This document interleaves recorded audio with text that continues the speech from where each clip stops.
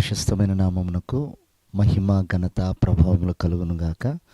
వీక్షిస్తున్న మీ అందరికి కూడా మన ప్రభువైన యేసుక్రీస్తు నామములో నా యొక్క శుభాభివందనాలు తెలియజేస్తున్నాను. ఈరోజు మన దేవుని వాగ్దానం మత్తయి సువార్త 5వ అధ్యాయము 48వ వచనం. మీ పరలోకపు తండ్రి పరిపూర్ణుడు కనుక మీరును పరిపూర్ణులై ఉండుడి. ప్రియమైన దేవుని సంగమా, మనం పరిపూర్ణుల మగుటకు మనం పిలువబడినాం. అంటే మనము పిలువబడేటప్పుడు అసంపూర్ణులమే.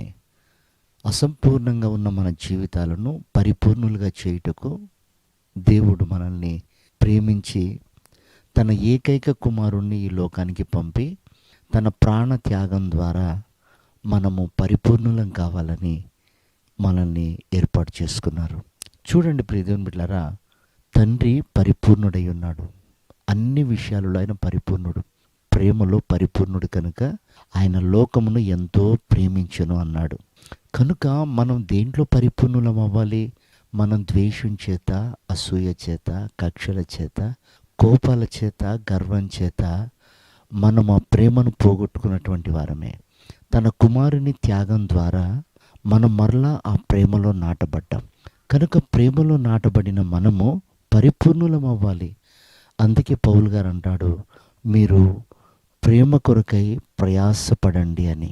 ప్రియమైన దేవుని బిడ్డలారా, చూడండి, విశ్వాసము, నిరీక్షణ, ప్రేమ, ఇవి మూడు కూడా నిలిచి ఉండేటి. కానీ అందులో శ్రేష్టమైంది ప్రేమ అని ఉంది. కనుక సంగమా, ప్రేమ అంతరించిపోతుంది ఈ కడవరి దినాలని తిమోతికి పౌలు గారు చెప్పాడు. ప్రేమలో మోసం ఉంటుందని, ప్రేమ దగా చేస్తుందని, ఈ లోకంలో అలాంటి కలుషితమైన ప్రేమ ఉంటుందని పౌలు గారు చెప్పాడు. కానీ మనం దేవుని ప్రేమలో పరిపూర్ణులం అవ్వాలి. ఆయన ప్రేమ నిష్కళంకమైంది, ఆయన ప్రేమ కపటము లేనిది. ఆ ప్రేమ సమస్తాన్ని సహించింది, ఆ ప్రేమ అన్నిటినీ భరించింది. ఆ ప్రేమలో డంబం లేదు, ఆ ప్రేమలో స్వార్థం లేదు.